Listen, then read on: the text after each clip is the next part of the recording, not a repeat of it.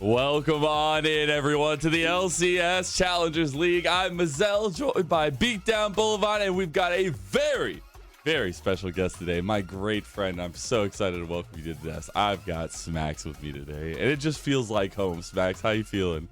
I'm really good. I'm really happy to be on the stream. You know, I was just watching the qualifiers because that's where I usually have been casting for this split, over on the qualifiers, which I believe was on the other channel just a little bit ago. Some big upsets already today. So if you didn't check those out, definitely look at that. But at least for now, here on the main NACL stream, it feels good. It does feel good. And we're going to have a lot of fun today. We do have a chock-full action-packed day at least ahead of us. But we did have to have a little bit of fun. As always, we have our NA talent update that's ready and raring to go. So let's see what Cubby had in store for us today.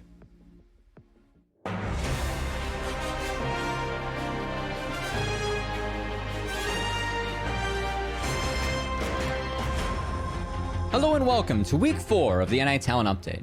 I know that those OQs have been cooking, so we're going to have Smacks, who is joining us on the broadcast this week, walk us through where those OQs are at and some things to look out for. Welcome to Saltwatch. Today, we're counting down the top 5 funniest moments from the NACL qualifiers so far. At number 5, Shocky breaks the laws of physics on Cassante. Talking over the speaker. We are close. What Get was out. that was a Cassante. Pluto can't catch a break from the crowd control, finding himself in a bit of a bind in moment number 4. Or yoink the super fed ADC. Whoa! Whoa! Whoa! Whoa! Pluto! Whoa! Number 3 springs onto the list, just like Dunks and his jungle pet, playing leapfrog in the Baron pit. Oh, shout out Danny for possibly one of the cleanest shuffles. Unfortunately, Oh, wait, the jungle pet. no fly way. around. Rafa! It's going in between Gromp. Staying in the Baron pit for number 2, RBM completes an objective robbery and makes his creative escape. Chrono, flash over, Giga Chad. You have Get in there, RBM! RBM! Oh, RBM, he's crazy. Oh wait, Chrono's in trouble, actually. Okay. Oh! And coming in at number 1, Crimson shows just how angry the Viking in the top lane can get. I feel bad that this is the second time in a row where... God, the misfortune judge, no fan. Wow. Oh, Wait, hold on. my Hold on a God, second. that's so sad. Wait, oh, flash. Oh my god. No way. You're That's... Thanks for watching. Tune in next time for more top 5 moments on Saltwatch. Sometimes in the Rift, things happen that are squeaky clean. Unfortunately, you know, budget is a little bit tough around here, but fortunately for us, we have Mr. Cleanse to walk us through everything that happened that was squeaky clean this week in NACL. My god, it's filthy in here. Oh, how's it going, gamer? Didn't see you there. I'm Mr. Cleanse. Do you struggle to keep your gameplay clean? Or how about let's take a look at some NACL players from this weekend to see how they keep their gameplay nice and tidy. Now here, Wildcard are looking to clean up this Baron. Personally, I don't like this objective. It's a little too slimy for me. Now FlyFam, they sniffed this out. They've played a polished game so far, so they're gonna try and wipe Wildcard off the objective. But Moose Hater, he brought the perfect tools to scrub up all of FlyFam. In the pit, there Blaze gets a lot of damage. Moose Hater applied all this space! Moose Hater! Now that's what I call clean. Run from it, hide from it, Unforgiven's gonna find you. We don't really know why he's in this league, but while he is, he's our raw pog moment of the week. But he's not doing any damage right now. Meanwhile, Sniper actually went a little more forward. CLG Faith trading mid laner for top laner. But Johnny has to flash at the end of the fight as Unforgiven pretty much untouched. Both summoners available. Destiny behind him, flashes in for the double kill. Unforgiven showing what you can do on the Zeri, even in the early game, over the wall for the triple. Looking at NXI and Sketch, the penta angle's there. He can chase it down. Zeri moment. Morato's Unforgiven. The man, the machine with the quadra kill. Sketch to safety, but you got nowhere to run. Penta kill. Woo! Poggers. That's it for the week 4 NA Talent Update. Thanks so much for tuning in, and we'll catch you next week. Until then, may your week be filled with positive gaming experiences.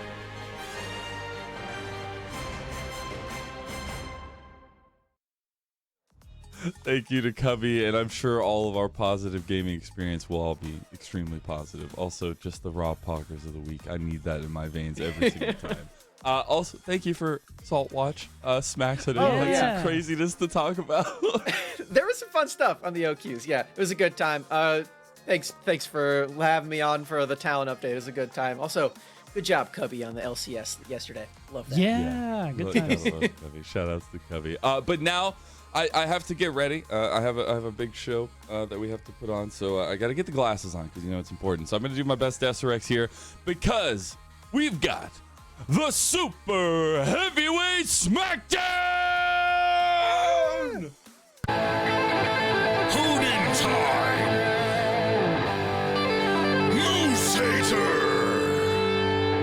Super Heavyweight Smackdown. This week, 2 top laners who like to go the wrong way. In the red corner, he's back in black and yellow because he's the top laner for first place Dignitas. In his lane, the cream of the crop is top in farm in second place in solo kills. You may want to rock and roll all night, but right now, it's Hoodin time! In the blue corner, on the best provisional team topping the damage charts in his lane, he'll rock you like a hurricane and spin faster than an F5. And when the levee breaks, the moose will scatter. It's Moose Hater!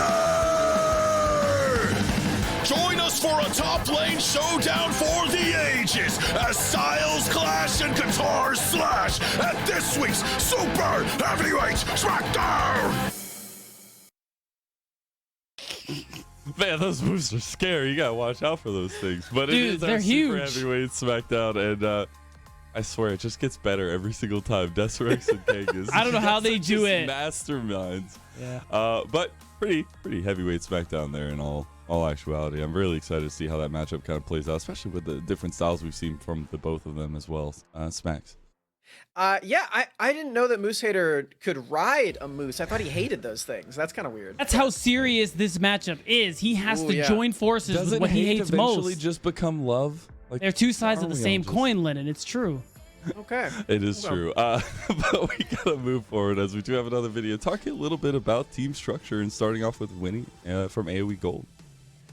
I mean, in terms of coaching staff, we have different level of coaches, whereas we have like a head coach and assistant coach who are very hands-on, whether it's in the office over Discord. They're the ones kind of running the reviews. There's also specific positional coaches, so they'll work with, like, for example, we have a mid and bottom lane positional coaches, as well as an analyst, which helps helps me. And then I also talk specifically a lot with Shia, just what we think about draft, going into what strategies we want to implement into a specific team. And then in terms of the major voice, I've kind of taken that responsibility, especially as the jungler position. I think it's really important to be very vocal, have clear plans, and make sure that everyone's on the same page both pre-game and during the game. Our head coach is Griffin, ex-Wiggly.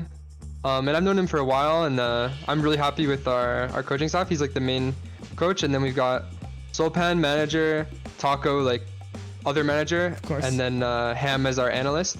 Griffin's like the main coach, like for reviews and stuff. We got our head coach. I know there's some drama around there, but we got Kiao. He's a pretty good coach, really solid. Mid lane positional coach Leo, formerly EGP Leo 99. We got our analysts Xavier and James and Caleb. They do some really nice scouting work. We had some nice level 1 plans thanks to them, and we know where everyone wards and all that good stuff. Team captain, I mean, we don't really have a team captain, but there's been a running gag I've been pulling where I'm the alpha, I'm the sigma male, You're the kind of guy. leading. Yeah, I'm that guy. I'm him leading everyone, but they like to push back against that and sound the beta. Our head coach is Brandini, and we all Loyola, which is the head of scouting for Fly. Okay. And he jumps in there like here and there, gives us advices. But I would probably just talk about Brandini the most because even though it's practice, right, and scrims, he tried to make it a fun like atmosphere, so everyone's not as stressed. I have respect for him, man. I think he's a good coach. We haven't assigned a team captain, but if I would say, I would say me, because usually, I guess I have played in LCS and Academy before, and I have more experience than other players in my team, so I would assign myself as that if I have to give someone a role.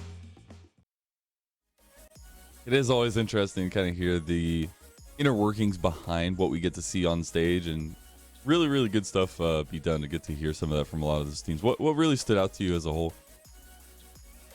It's not one thing in particular, but a common theme I've got from interviewing a lot of the provisional teams, and it's how much the orgs are really putting into these rosters. I mean, you look at Wildcard, AoE, Fear in particular too, where they have org backing, but not LCS org backing. But like, you just saw it in the interview, how much structure they have and all the resources put into that team. And Winnie even said it when I talked to him before the interview yesterday, that like he's really trying to take advantage of this opportunity, because I mean, again, there's so much put into that roster, and they are put in a good position to improve and succeed. Yeah, it's always a curious question, especially as we get further on into it, all the changes that can happen. But let's go ahead and take a look at the standings here in ACL, as Dignitas still the kings of the mountain here, 16-2, but the fight for the spots underneath Smacks are contested nonetheless. Yeah, a little over halfway through the season. I feel like we kind of robbed Wildcard a little bit here, because they did get the 2-0 against Cloud9. I feel like they are the rightful owners of the 2 spot, and for that, I'm very proud of them. You know, it's been really fun watching that team pull out some really wacky picks, and I'm really proud of Keel as well, my good friend there. Other than that, though, like I feel like we have to address the fact that the F in TLF kind of stands for 14th right now. I don't know if that was their intention. There's a 4 in there. There's a 4 somewhere in there. All right, that's what really matters. Beatdown, any thoughts about the standings here as we look at it? Just real quick, I think the exciting thing is that Dig and Wildcard play today, so there is that going to be technically that battle for the top spot going on over on Challengers League. So of course you should be watching both streams right now. Well, let's go ahead and check out what we have in store for the day ahead of us, as we have TSM Challengers taking on Team Liquid Honda first. We'll see if they can change that 14. And it will be IMTC versus CLGC, and we have AoE Gold versus Cloud9 Challengers, and we have a lot of fun. I know Smacks, you'll be joining us for one of the games in cast for the second series. It's going to be a lot of fun, a little bit of foreshadowing. But what about the schedule here today? Do you think that really kind of bats your eye here? Well, I don't want to get too ahead of myself, but that second series, you know, I'm casting it for a reason. I'm very excited to watch those two teams play. Well put. Some very fun bot lanes there.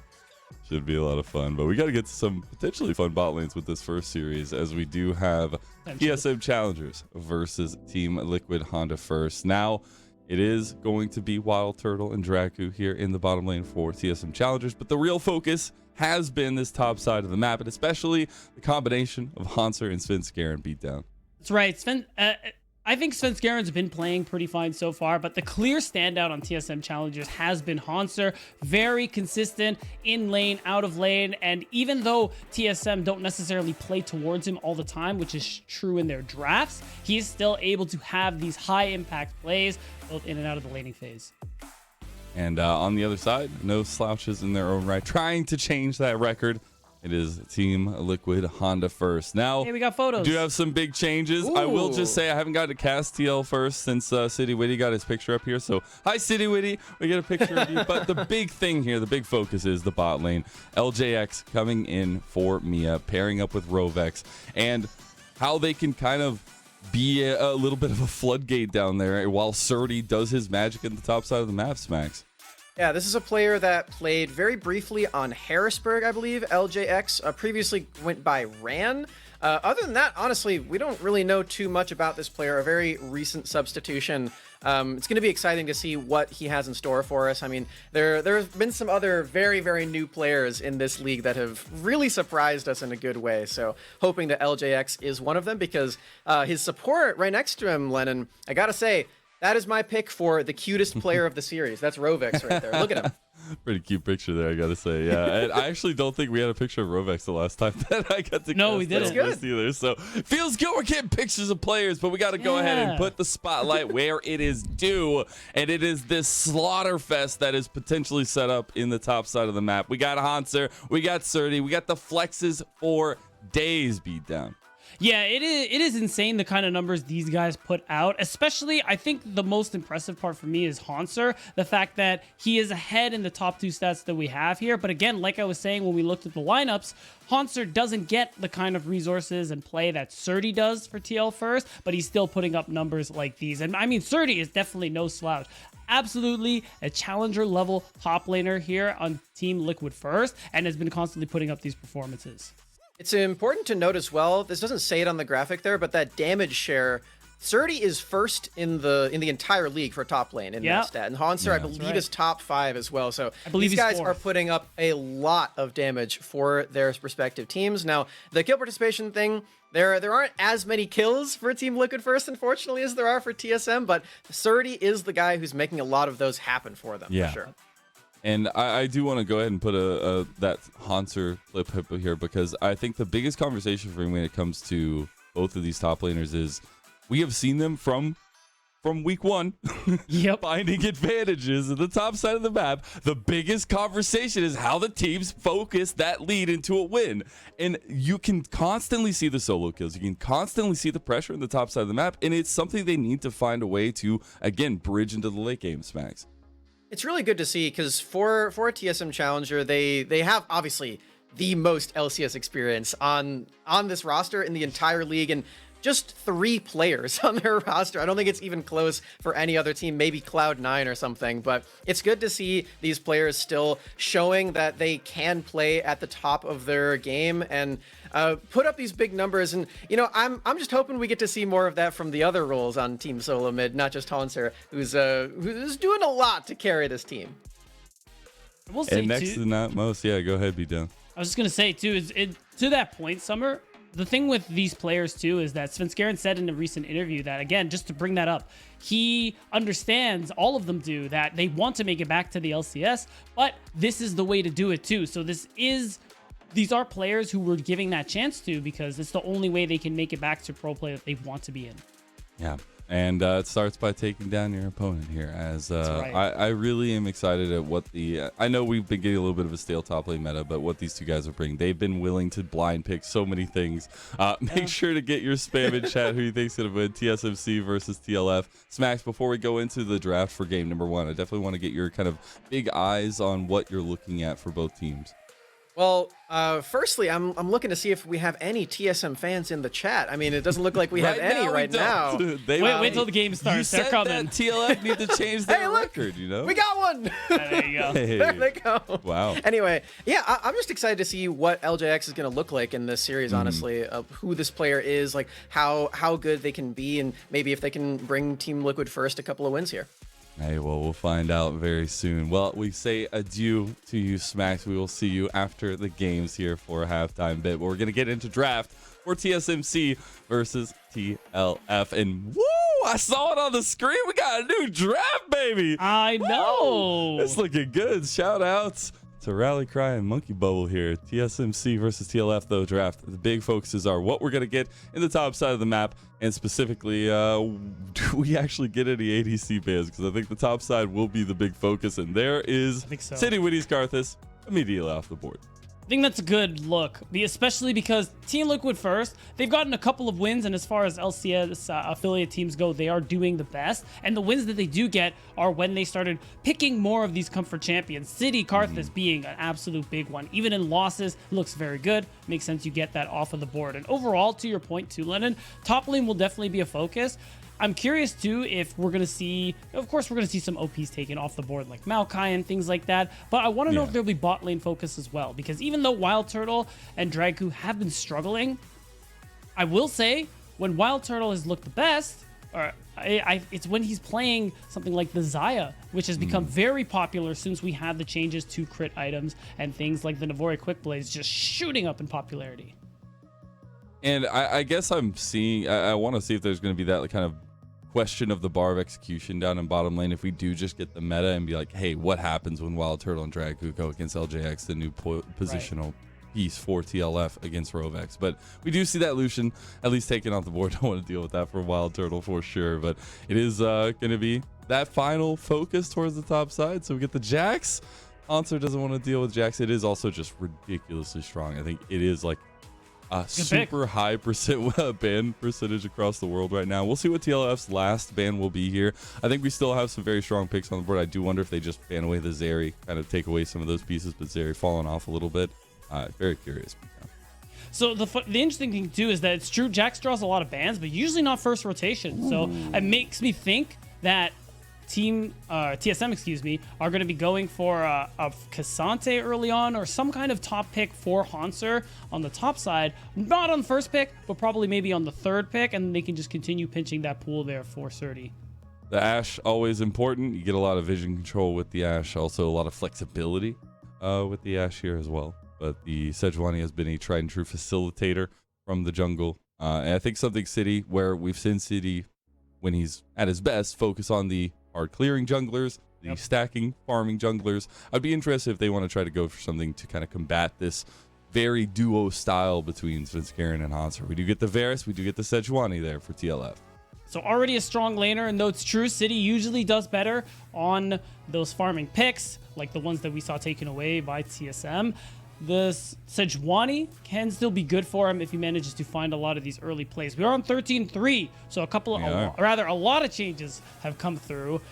Jungle changes are one of the more interesting ones for me, increasing the XP a little bit, trying to reward farming a little more since we've been in a very gank-centric meta so far. But it's to make sure that ganking is still absolutely an option here, so City will still have that opportunity for success. But something like the Graves that we're seeing hovered could also find more success as well.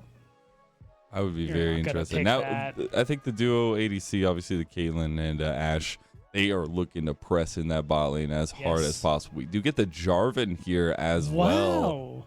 So interesting stuff being developed here in this first phase of draft. And now that we're looking at a potential third pick here for TLF, it is about what they get in this first phase for themselves to kind of combat this strong bottom side of the map they'll have. I'm almost certain that Fiora pick is going to be the lock-in, especially because I talked about how we are likely going to see the top lane pinch come through second rotation. They got to make sure that Surdy gets a strong matchup that he'll be confident in. It was when they got their first win against their sister team and Team Liquid Challengers where he ended up backdooring for the win. It was on this pick. So now, and I mean, it's just really strong in the meta at the moment. So now TSM will be forced to try and pick at the support pool a little bit more, limit the lane options that Rovex is going to be going towards, as taking away something like the Nautilus, who is also one of the ones who got buffed up, is also a big deal because for the most part, as far as hook champs go, Rovex, Nautilus, Pyke are the two big ones for him, and I think you're okay playing into the Pyke with this draft so far. Yeah, I mean, you would just be able to kind of down smash that bottom lane. A little bit of that squishiness question, but I do always question the double ADC bot lane once you get out of lane. But at this point, they're not looking out of lane. They're just looking to get as many plays as possible and push it elsewhere as well. But we get that these final bans. I don't know what that final ban was. Oh, I do remember now. They don't get a final ban. They don't get a fifth ban because of a late roster lock-in as well. So we'll see actually what the final ban will be for TSMC. And then I guess where that counter pick lies now. Because you do have the support still open for TLF, but you are majorly probably looking at Aspect to try to get something. And both of Rovex's pick champs are taken out as the Nautilus and his legendary Pyke taken away. Yeah, so I'm curious. It's going to be a support pick on 4, ideally, just because of the fact that, so that's interesting. You're taking the Azir blind instead of picking the support. You already know what the matchup is going to be, so I find that one very interesting. It could just be securing that pick in case it was something Doxa might end up shifting towards, especially because that combination with Jarvan past level 6 does sound quite annoying. And you do also have that strong combination with the Sejuani, but that does open up Doxa to play a different champion. I'm a very big fan of the Akali. I know you're a big fan of that one. I'm also a big fan of Doxa on that pick because that's a Doxa diff champ right there if I've ever seen one. And I think for a guy that we we had so much praise for him coming in and not getting to see that kind of cohesion necessarily develop so super quickly with them. Very excited that he's going to have some resources given to himself here as well, but should just be the Scion. All right, so Hanser taking the big meaty boy in the top lane against the Fiora for Surdy. And obviously we'll see what Rovex's last pick is going to be, but that is going to be a pretty spicy matchup to see what that side lane has to offer. And this is what I was talking about too when we were looking at rosters, where Hanser can definitely play a lot of those carry influential champions, but also is very happy playing the front line and is able to still have big impact aside from that as well. And that last pick, it's gonna be that Soraka, which actually I'm kind of a fan of, because I always say this, when you see Fiora on one team, Fiora can team fight, not the best at it. It's about split push, it's about side lane, plays well into tank, so it's perfect into either Hanser or Doxa, realistically, once we get out of lane. So, how does the core 4 fight without top laners in the picture? And I think the Soraka makes it so that, one, you have a good amount of range, and also you have that sustain that gets better and better as time goes on. You can even affect the side lane matchup if people try to overload onto Surdy. Nice little pop of that wish, and who knows, you could turn the tides for this Fiora.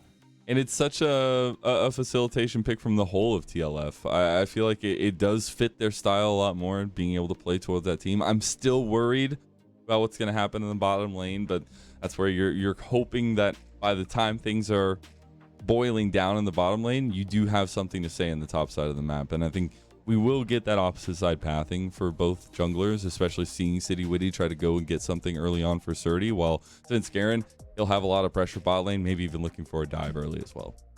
Yeah, that's the nice thing about this Jarvan pick. When you do that double range bot lane, you don't have as much of that CC as if you went for something like Pyke Nautilus, whatever the case may be. So that pick ends up facilitating those very dives you're talking about, and it's just more CC on that top side of the map to set up the front to back, because that's very clearly what TSM are going for here, as opposed to Team Liquid first. More of the split push and less of the just two trains running into each other team fight.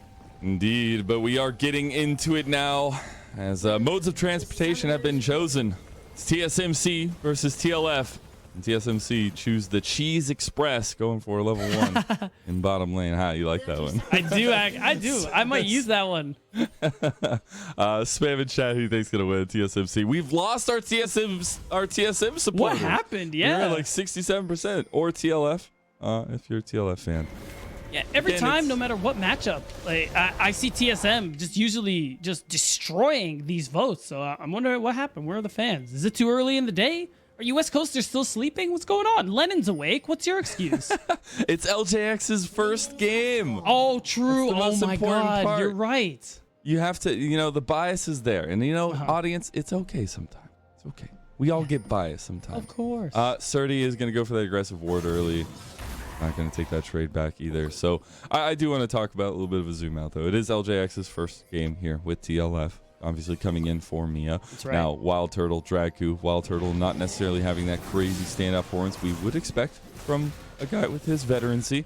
And Draku actually having some bright performances his own right across from Wild Turtle. I think that conversation will be, answered quicker rather than later, I feel like, since we do have that very aggressive side on the bottom side for TSM, but then it is about that opposite side focus of like, Surdy, you got to get going, man. How fast can you get that engine revving and Jet Joy be taken off? Wow, I mean, I guess the answer to that is pretty fast, Lennon. Already chunked out. We already know Fiora good into tanks from start to finish. So this lane is going to be a difficult one. Hanser in these matchups does a pretty good job of absorbing pressure, not giving his life too much, sacrificing only what is necessary to overall minimize what is lost. So we got to see if he can do that here against Surdy, who's really good at dominating the laning phase. And real quick, if you want to join the conversation, use hashtag NACL on Twitter, and your tweets might get on stream. Doesn't that sound fun, guys? Lennon, doesn't that sound fun? Yeah, I want to see your tweets, guys. Yeah. It'd be really fun to be able to talk about your tweets here on broadcast. So make sure you use that hashtag. But until then, we do have those opposite side clears coming down for both sides, as was predicted, as was told. Foreseen.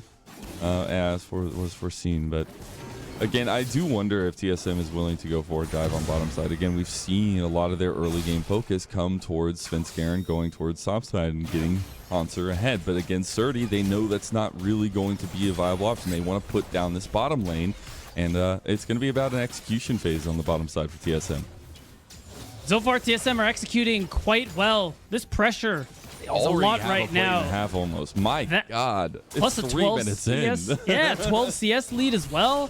Things are going well for Wild Turtle and Dragku, of course. As even though Varus, good laner into Caitlyn, with the Soraka it is a little bit harder. You need some levels, a little more XP in the back pocket. But so far, not looking a little tough for Robex and LJX. There'll be time for them to catch back up, though. Overall, we aren't going to see the dive that was expected, and really not a whole lot of action. It's just going to be a little bit of trading. Mid lane, as you can see. Doxa on the Akali, like you were highlighting. Doxa Diff, a player we highlighted a lot before coming into this tournament, and we're excited that he managed to get this opportunity. How's he going to be able to perform? Because I will say the last Akali game he played, I wasn't as excited about it. But this one could very well be different. Heal just actually got burned. I realized that TLF's bowling did double heal this time. So a lot of safety on the bottom side of the map here. And I think rightfully so. They are getting pressed in pretty hard. But now it's the answer on the other side. Svenskeren actually did not go for that dive bot lane. Went for that wraparound back towards top side. Now going against City Witty. As I do believe he got that one, City. Okay. And needs to try to get out of this one as the red buff starts ticking. Arctic Assault away. Hanser was ready to join. Doxa was right behind. So a lot of good movement I'm seeing on the mini-map from TSM. A lot of communication coming off across the board. I like that Svenskeren is sticking around because one... Oh, no. Oh, City Witty's in a little bit of trouble. He's going to get back, though, Surdy, and get some good damage down. City needs to be a little bit careful here. Flashes away. Surdy getting lower, but Surdy doesn't get first blood. Oh, he might go the down. parry? He's trying to get their auto. He gets one more kill. It's a trade back and forth. His top laner's alive, but both junglers go down. And wow, way to get one off of a nice turn from TLF's top side, led it. And realistically, Svenskeren does go down. But Surdy, I think, is the big one here to be able to get this kill. Even though the Triumph almost saves Svenskeren, Surdy picks up that kill and manages to walk away. And him being that player that we look towards on Team Liquid first to be able to have the high impact mid to late game means that him getting an early kill does not bode well for the side of TSM, or at the very least Hanser. And you can see it again in this replay. Svenskeren, he wants to cover so this wave can go in. That's why you see Hanser trading a little more aggressively, not as excited for Surdy to be able to really stop this, but Sven says, hey, what's going on here? You can't do that. But Surdy's the one who says, wait, you can't do that. And then, you know, it goes back and forth. No, you can't do that. No, you can't do that. And it turns out Svenskeren and City Witty specifically were the ones who could not do that. All I'm saying is, man, Svenskeren had that been warming up or something. He's got the hands already at like 6 minutes. He does that little flash Q play on the side to get City Witty without expecting it. Nice little stuff. So good stuff on the top side. Exactly where we want to see the focus. So we didn't actually get that bot side focus, but now Doxa and Aspect trade in the mid lane. City Witty just hovering over that vision game here. But Svenskeren now hovering as well. This mid lane. Dragon has spawned. See what early objective focus there will be. Svenskeren spotted out by this control ward. And so far, both junglers just really hovering each other and trying to answer any proactive plays. The big thing too, level 6 for Doxa. He had not spotted out City Witty, could very well have seen the all-in come through. It's a big spike for the Akali. And when pretty much any matchup she's in, she instantly will have kill pressure. That's why you see the junglers hovering. And now, Svenskeren, because of all this bot prio, because of this incredible lead Wild Turtle and Dragku have been able to grab for themselves, it's just going to be easy for TSM not to just pick up Dragons 1, but at this rate, very likely Dragons 2 and 3 as well, especially because looking at TLF side, you are looking to scale a little bit more, especially for the Azir, for the Varus, who is looking like, yep, he's going for the poke build.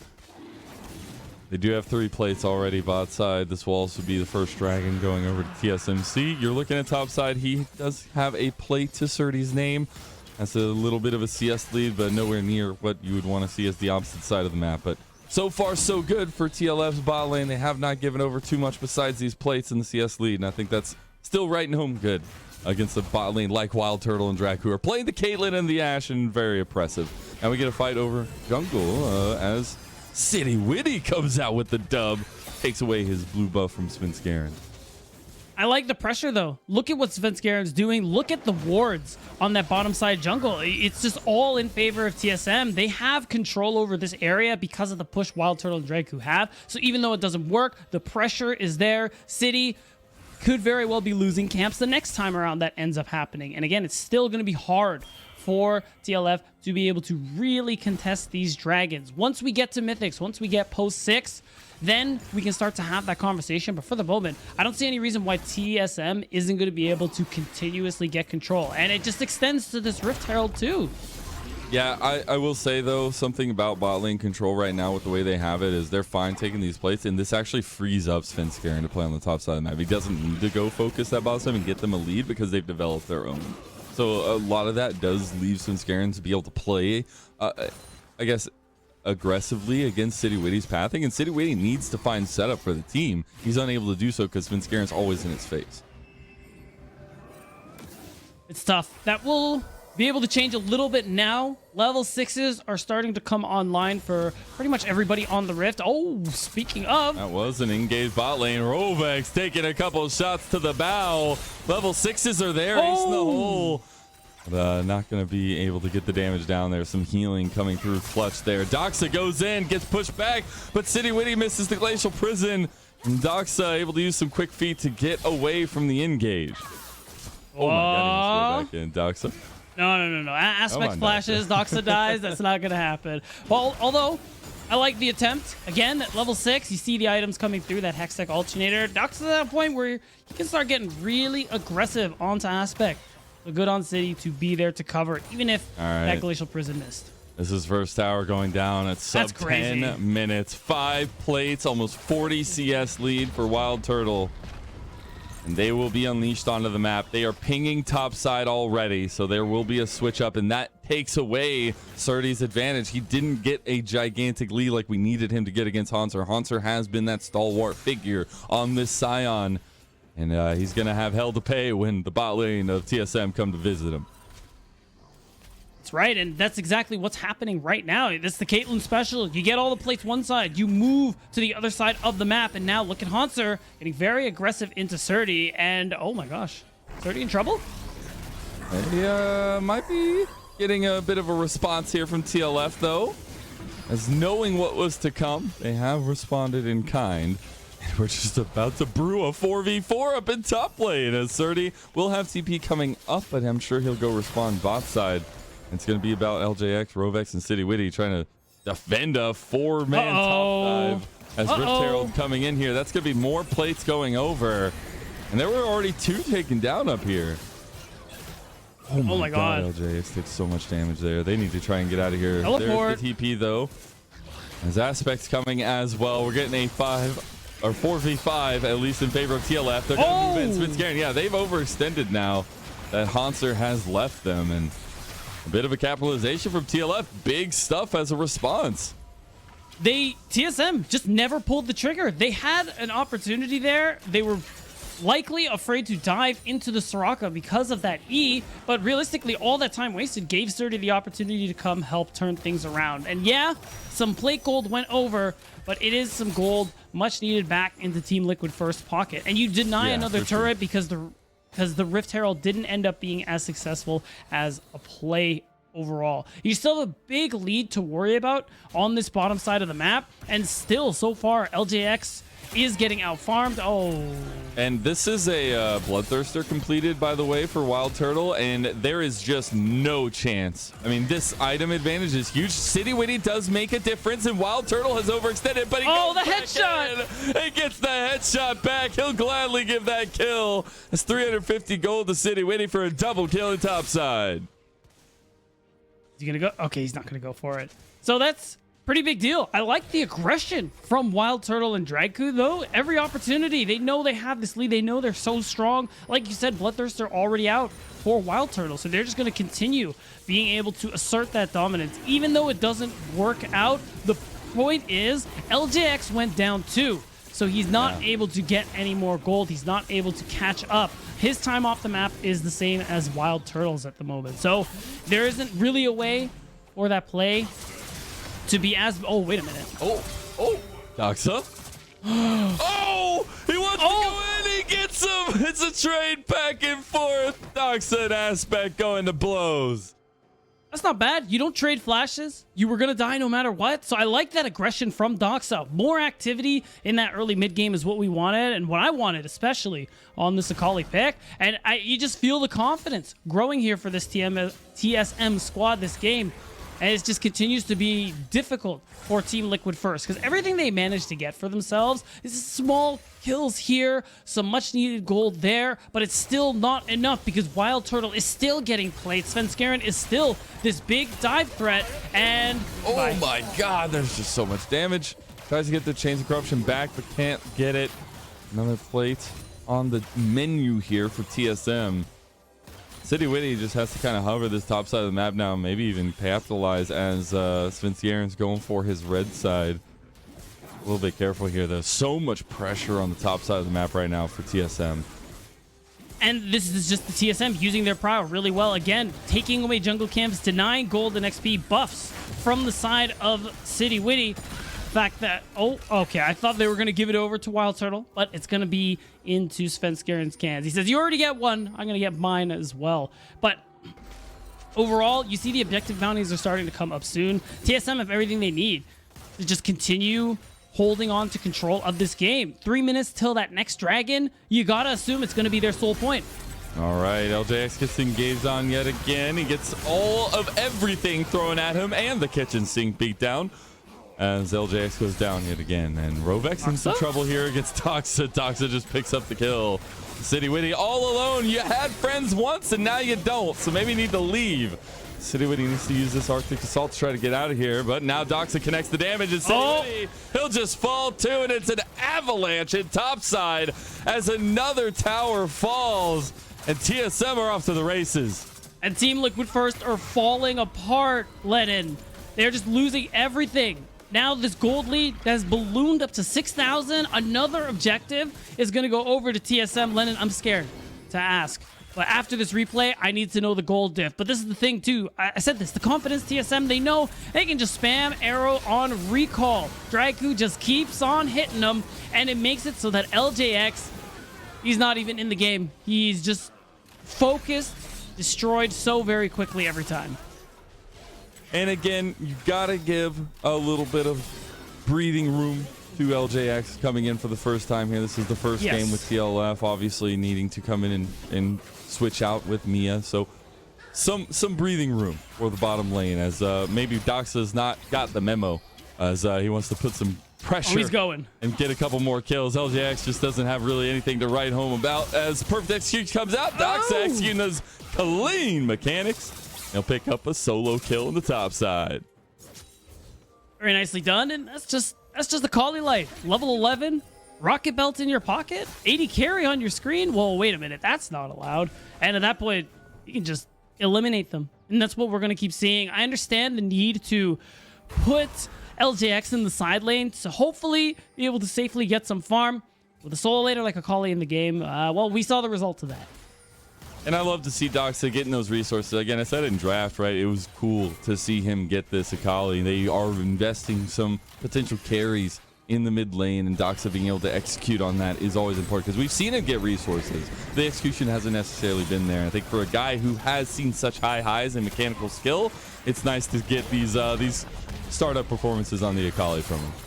And the part that, and look at what's so difficult for TLF. They can't really do anything. This Herald's going to get the charge, but look at Surdy. This Fiora, who didn't get the lead that we were banking on if TLF were going to be able to pick up a win here. And because we look at Haunter, he's been able to keep up and farm. Surdy hasn't been oppressive in the side lane like a Fiora wants to be because of the deficit that the rest of his map has. And because of that, he's forced to spend more time in the mid lane, spend more time covering his team so that they don't get these overwhelming team fight losses, and it limits the amount of map pressure Surdy is able to have. And it's culminating in this overall gold lead you're seeing here all across the board for TSM. But the fact that Haunter is actually ahead of Surdy in gold despite the kill and the assist. And that's just that expert movement from TSM when they bursted down the bot lane tower, moving everyone topside. They were just able to facilitate a lot of gold there. Now, Surdy and City Witty going to try their best here. Grand Challenge has been issued. Can they get any success as Wild Turtle has shown? And this ain't a fair fight as TSM have more numbers, but maybe TLF's bot lane can do something as Chains of Corruption come out. LWX has to flash. Dragku says, nah, you ain't running away from me. You can't run from the Freljord, as they want to chase him down. No, under tower, maybe? They do have a wave coming in, and Svenskeren sees that. He's like, let's go back. Let's see what we can get. The well deliver and the well giveth, as they will return here. You got a TP coming down from Aspect. See if they can get anything back. Oh, lands right onto the trap there. Rovex takes the shot back. Aspect going for it. Aspect with the push back, but then he's just pushed to death. Might have gotten Dragku. No! Rovex dead! And that's everyone from TLF as Surdy finally shows up. He gets one back. He wants another one under Doxa, but Doxa's pretty strong. Riposte comes through. Flash from Doxa to get him out. So Surdy able to respond with a loud boom. Not nearly as loud as what TSM have put out, though. You can see it. The recalls. Okay, they get one. They get wild side. They get the one that matters. They get a big shutdown. He goes over the wall, but he can't get away from Surdy. And a huge amount of gold dumped into Surdy's pockets. So that's actually something. Surdy, needing that gold lead that we talked about, picks up a big shutdown onto Wild Turtle. Means he will have a lot of gold to spend, will be able to maybe be the side lane threat we were expecting. The thing I want to pull attention to is, one, it's too... Actually, we're going to see the replay first. And it's just a good play from Doxa and Svenskeren. The fact is, they have so much gold. They are so ahead of the game. They can just continue making these plays 2v2. It's nice and easy. And you can see it well played overall by the squad. And what really I want to highlight is how effective Dragku has been able to be this game, especially against LJX. And you want to know why that is, Lennon? Why? No cleanse. You talked about how the double heal in the bot lane, a lot of safety, a lot of defensiveness, but no cleanse. One, makes Kangas very sad and means that if those arrows hit you, there's just nothing else you can do. And I don't want to harp too much on the double heal. I will say that, you know, there's a window where after you use a heal, the second heal is not as effective. So maybe there's a little bit of miscommunication. Maybe there should have been a cleanse there, but whoever knows, right? Again, we have to give leniency. It is LJX's first game in the league here, and as well first game against Wild Turtle, who decided to take this double ADC bot lane and push them in. So we'll see TSM trying to put the finishing touches on this big lead that they have, and City Witty might be that first touch to the finishing, as LJX under tower actually was the first one. City Witty survived for a little bit longer, has to use the defensive Glacial Prison as Aspect, also using Shifting Stance to get back to his team. Doxa's pushing in topside, and pressure abounds in mid lane for TSM. Top lane as well. You can see Doxa this whole time has been pushing that wave in to threaten this tier 2 turret. You see the assist ping coming through, maybe setting up a dive for if someone tries to match this Akali, who's 4-1-4 at the moment here, but it's Hanser they want. Hanser gets pushed back. He's getting dragged out. There's a lot of tankiness on that Scion, though. He finally goes down, but everybody from TSM has showed up now at TLF. Uh-oh. Coming from our base, we ain't got nothing to say. They're in the walls. Doesn't get Aspect. They're everywhere now. Svenskeren wants to try to chase him down, but TSM realized they might be going a little bit far, as Surdy did just get that big influx of gold, and you don't want to give him any more. He's trying to at least find an exfil, as maybe actually going on to Doxa, but it might have given away their hand now. They put themselves into a worse position as the walls are closing in now. They might be in the walls, but they're starting to come out of them here. And I don't know, TLF, how you get yourself out of this one, but they will sacrifice Rovex to make sure Surdy does. Surdy gets to walk away, but still, TSM will get their gold for all these plays that they're making, and it's showing in the gold difference. Now almost 10,000 in their favor. This game is theirs to lose at this point. Next thing for TSM really is, with all these lanes pushed in, spend the gold you just earned, and you can just go and start the Baron. Like, what are you really afraid of on the side of TLF at this point? Yeah, I mean, they've got 2 items literally across the board right now, where you still are just on those 1 items for a majority of members of TLF. So they do have those big spikes just in terms of the gold amount, that 10,000 gold, as we were saying. And the Baron buff here will be a signaling of the end times for TLF, unless City Witty can get in here and get a steal. You know what a steal it would be, Lennon. But it's tough because the top jungle are 2-manning this. Where's the rest of the squad here? Actually, They're just trying to secretly two-man it while the rest of the team is elsewhere. Maybe that was some kind of bait, but overall, they're just going to go walk inside City's jungle. And, oh, goodbye. They catch out City Witty with Enchanted Crystal Arrow, trying to chase him down now with Hanser following up. But there's the Cataclysm on LJX and Rovex. City Witty does not hit that Glacial Prison. Whoa! Combo comes to town. Surdy gets a tower at bot lane, but what has it wrought as 4 down for TLF? And now Hanser just needs to back and match. Even if that tier 2 turret goes down, it doesn't matter. It's Baron time for TSM Challengers, and they're going to be able to pick that one up easily. And look at that. They don't even have to commit 4 of their members. Doxa can still push in this top lane, take down that Azir turret, it looks like, and just keep this wave in pushed real deep. TSM. They have everything this game. And realistically, it's just been Dragu getting arrows, and they just get on top of whoever ends up picking it up. And this, with the exception of, oh, 80 carry? I bonk 80 carry. That's just how it goes. Yeah, I mean, he finds access to the backline. There ain't much more to say after that one. But the biggest thing for me that's been standing out so much for TSM in this one is their methodical approach to the draft, how they wanted to approach the game plan in game, and then their execution on it. Because the whole idea is here, Hanser taking that more backseating and Surdy. Yeah, we're talking about the flex off, but he's saying, I will concede this matchup. I will play a little bit more of a backseat to facilitate the rest of the team and watch as they just get all the gold possible and be able to be a more impactful member in the team fights and the setup for the team. And Surdy, while he has a lead, it's not enough to have TLF be able to rely on it. And now TSM can rely on this Baron buff to be able to just continue pushing the pace of this game. We're at a point where this is one fight territory. All they need is one good fight win, and the game's over, Lennon. That's what they're looking to play for.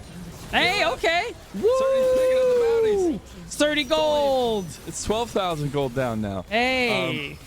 Which it's gotten worse. And league does fall. And we do still have, a minute or 2 a minute and 45 seconds on the Baron. They're going in. This is the final touches for game number 1 here. TSM, they're trying to get Surdy back for TLF as they have not anything left. Surdy finds Wild Turtle. He gets the Grand Challenge down, but Wild Turtle's using the wall here, and Surdy, no mana, needs to go back to the base. And they actually don't have minions except on the other side here. TP now comes in from Hanser to try to finish off this game beatdown. And what a clinical game it was. As Surdy, he might be having some early advantages at the top side, but they could not find any purchase anywhere else. TSM clean house in game number 1. It was just the perfect scenario for TSM Challengers, Lennon. Fact is, you wanted your bot lane ahead and you wanted to neutralize top. Well, Hanser kept pace the entire time while Wild Turtle and Dragcoot managed to get ahead and ahead. It doesn't get any simpler. It does not. Well, that is it for our first game of the day. We're going to sit into a little break and we'll be joined by Smax with some halftime bits afterwards. So don't go anywhere.